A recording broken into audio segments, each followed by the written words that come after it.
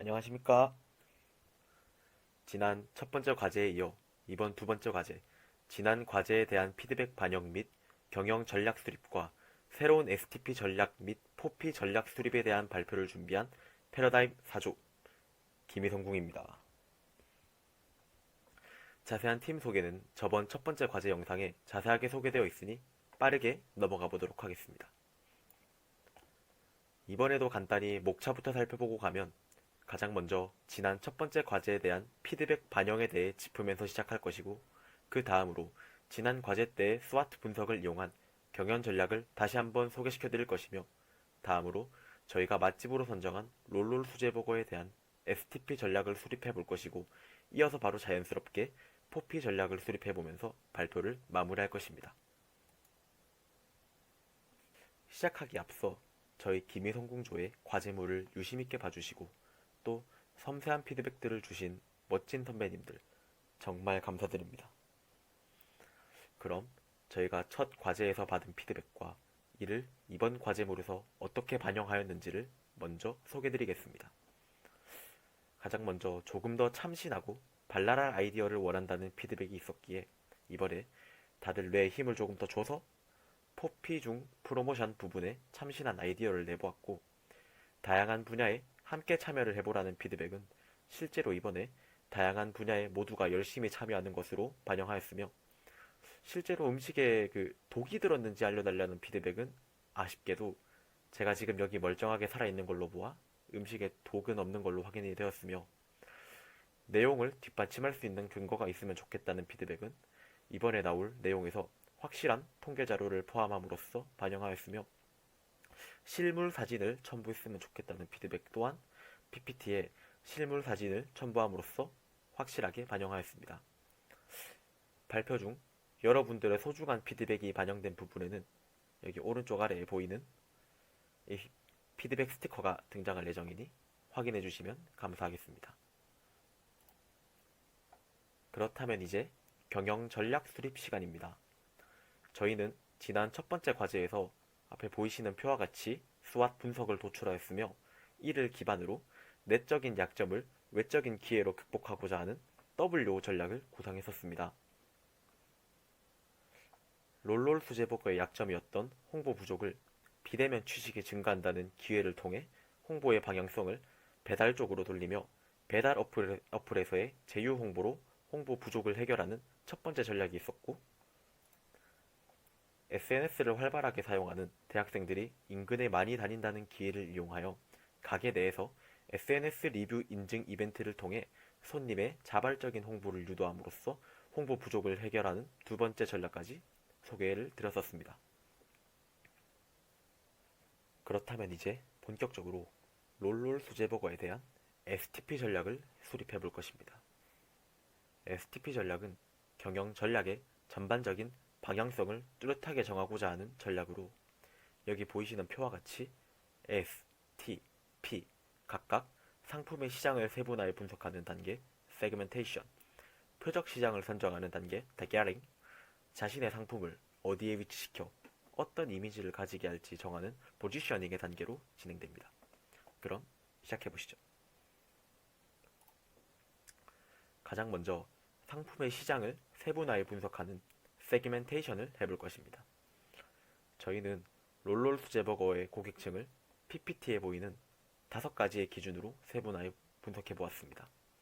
가장 먼저 연령. 롤롤 수제버거를 이용하는 고객층의 연령은 간간히 방문하는 인근 10대 학생이나 주 이용층인 20대부터 30대나 40대까지 다양한 편으로 세분화되었습니다.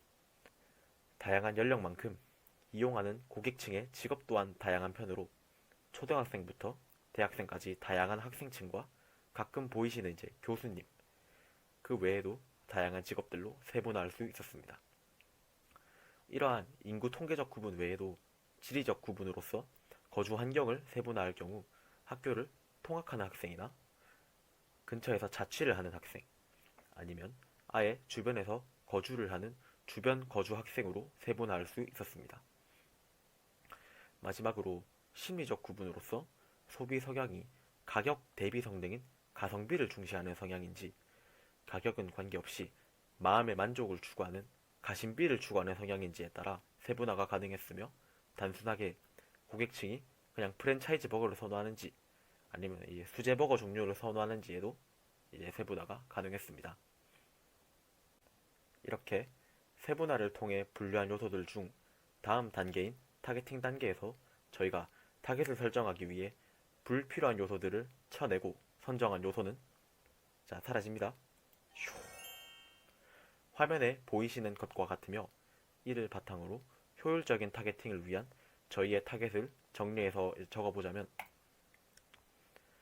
영남대 근처에서 자취 또는 거주하고 가성비를 중시하며 수제버거를 선호하는 20대 영남대 학생이라는 결론이 도출됩니다. 이를 바탕으로 왜 앞서 저희가 선정한 타겟이 롤롤 수제버거만의 매력을 어필하기에 가장 적합한 타겟인지 각각의 세분화된 요소대로 분석하기 위해 지금부터는 타겟팅 단계로 들어가 보겠습니다. 가장 먼저 거주 환경이 영남대 근처에서 자취 또는 거주인 20대 영남대 학생을 저희의 타겟으로 선정한 이유는 현 20대가 해당되는 밀레니얼 세대의 배달음식 의존도가 가장 높다는 점입니다.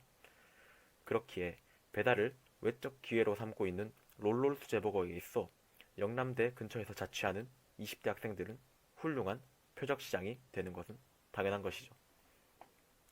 이러한 내용을 뒷받침해줄 수 있는 근거로 바로 화면에서 보이시는 설문 결과가 있겠습니다. 특히 이 자료는 2018년 기준이므로 현재는 훨씬 더 높은 배달음식 이용률을 보일 것으로 생각되기에 지금의 자취하는 20대 타겟팅은 굉장히 중요하다고 볼 수 있습니다. 그 다음은 가성비를 중시한다는 점을 저희의 타겟으로 선정한 이유입니다. 가성비는 가심비와 반대되는 말으로 소비자가 지불한 가격에 비해 제품이 얼마나 큰 효용을 주는지 말하는 것으로 저희의 지난 첫 번째 과제에서 롤롤 수제버거의 강점으로도 분석했던 점입니다. 이러한 롤롤 수제버거의 가성비가 좋다는 강점을 살리고자 타겟팅 방향을 가성비를 중시하는 고객층들로 설정하였으며 또한 현 20대가 해당되는 MZ세대 2명 중 1명이 가성비 소비를 선호한다고 할 만큼 현 20대에게 가성비는 큰 메리트를 가지고 있기에 가성비를 중시한다는 점을 저희의 타겟으로 설정하게 되었습니다. 타겟을 선정하는 마지막 요소는 수제버거를 선호한다는 점으로 냉동식품을 사용하지 않고 직접 재료를 다듬고 조리하여 만든 수제버거를 선호하는 고객층을 타겟으로 선정하는 것은 어찌 보면 당연한 것입니다. 특히 롤롤 수제버거는 버거 내의 소스나 재료는 물론 번까지 직접 만들기 때문에 수제버거를 선호하는 고객층들에게 더 매력있는 수제버거로 다가올 수 있을 것입니다. 이렇게 지금까지 세분화와 타겟팅 단계를 마쳤다면 STP 전략의 마지막 단계인 포지셔닝을 통해 롤롤 수제버거가 소비자들에게 어떤 이미지로 위치할 것인지를 정해볼 것입니다. 이러한 포지셔닝을 저희는 그 대학엔 롤롤 없지? 라는 슬로건을 통해 이미지화하고자 합니다. 이는 영대 근처 학생들은 언제나 간편하게 맛볼 수 있는 롤롤을 타대생은 영대까지 오지 않으면 맛보기 어렵다는 의미의 슬로건으로 이를 체인점을 일체 두지 않는 롤롤만의 희소성을 살리면서 주변의 고객층을 겨냥할 수 있는 그런 포지셔닝이라고 생각하였습니다. 앞서 STP 전략을 통해 롤롤 수제버거의 전반적인 방향성에 대해 정리했다면 지금부터는 소비자에게 직접적으로 영향을 미칠 수 있는 상품, 가격, 장소, 프로모션 총 4가지 P, 줄여서 포피를 사용하는 포피 전략을 수립해 보도록 할 것입니다. 기본적으로 포피의 요소 중 위치와 가격 면에서는 롤롤 수제버거의 경우 해결할 것 없이 훌륭하다고 생각하여 추가적인 전략을 세우지 않았는데요. 보시면 이 위치의 경우 영대에서 가깝기 때문에 접근성이 높고 유동 인구가 많다는 강점이 있기에 이제 해결을 하지 않아도 된다라고 생각해서 넘겼고, 가격 또한 다른 수제버거 집에 저렴한 가격이 형성되어 있으므로 더 건들 것이 없다고 판단하였습니다. 그럼 본격적으로 포피 중 상품, 프로덕트에 관해 수립한 전략을 소개해 드리겠습니다. 지난 첫 번째 과제에서 말씀드렸듯 롤롤 수제버거의 버거는 모든 메뉴가 전반적으로 매콤한 편입니다. 그렇기에 저와 같은 맵찔이들 보호 차원에서 단순한 맵기 조절로 해결할 것이 아닌 새로운 맵지 않은 소스를 개발하여 메뉴를 매운 메뉴와 안 매운 메뉴로 확실히 구분함으로써 메뉴의 맵기 정체성을 확립하고자 하는 것입니다. 이는 주문 시 번거로움을 덜면서도 소비자들에게 선택의 다양성을 줄 수 있을 것입니다. 그리고 두 번째로 저희가 새롭게 생각해본 제품 전략은 마이롤롤이라는 신메뉴입니다. 마이롤롤은 번, 기본 야채, 특제 소스 등 롤롤의 기본 재료로만 구성된 메뉴로 방문 포장에 한해 추가로 첨가하고 싶은 재료를 가져올 시 단 1,000원의 추가 요금만 받고 세상에 단 하나뿐인 당신만의 수제버거를 만들어 드리는 메뉴입니다. 이는 새로운 재료를 드릴 필요도 없이 다양하고 색다른 맛을 제공할 수 있기에 사장님에게도 부담이 없고 특히 자취생 입장에서는 큰 마음 먹고 구매했지만 귀차니즘으로 인해 저기 저 멀리 잊혀져가는 냉장고 속 처치곤란 식재료들을 이색적으로 해결할 수 있는 신박한 메뉴가 될 수 있습니다. 또한 그냥 단순히 수제버거 매니아들이 자신이 꿈꿔오던 재료로 자신만의 수제버거를 즐길 수도 있기 때문에 수제버거를 선호하는 고객층에게도 큰 메리트가 될 수 있을 것입니다. 그리고 이러한 마이롤롤 메뉴의 특성을 포피 전략 중 프로모션 전략에서도 사용할 수 있었습니다. 원하는 재료를 사용할 수 있다는 점에서 분명 이색적인 버거 조합이 많이 등장할 것이고 그렇게 탄생한 이색적인 버거를 혼자만 알기보다는 화면에 보이시는 것처럼 마이롤롤 챌린지라는 이벤트를 통해 SNS 홍보를 유도하며 많은 관심을 끈 고객에게는 버거 교환권을 제공하는 등 고객들의 자발적인 홍보를 유도하고자 하는 프로모션 전략입니다. 이러한 마이롤롤 챌린지는 반응이 뜨거울 경우 실제 메뉴 출시로도 이어질 수 있다는 점에서 충분히 큰 매력을 가지고 있다고 생각합니다. 그 다음 프로모션 전략은 영남대생을 저격하는 이벤트로 영남대 내 간식 사업이나 OT 진행을 위해서 햄버거를 이제 단체 주문하는 경우가 많았는데 이러한 경우 소비자들이 이제 롤롤 버거의 맛을 보고 만족할 경우 재주문 유도를 위한 할인 쿠폰을 제공함으로써 새로운 소비자들의 유입을 늘릴 수 있을 것이라고 생각합니다. 마지막으로 알아볼 프로모션 전략은 자취생들을 위한 롤롤 굿즈입니다.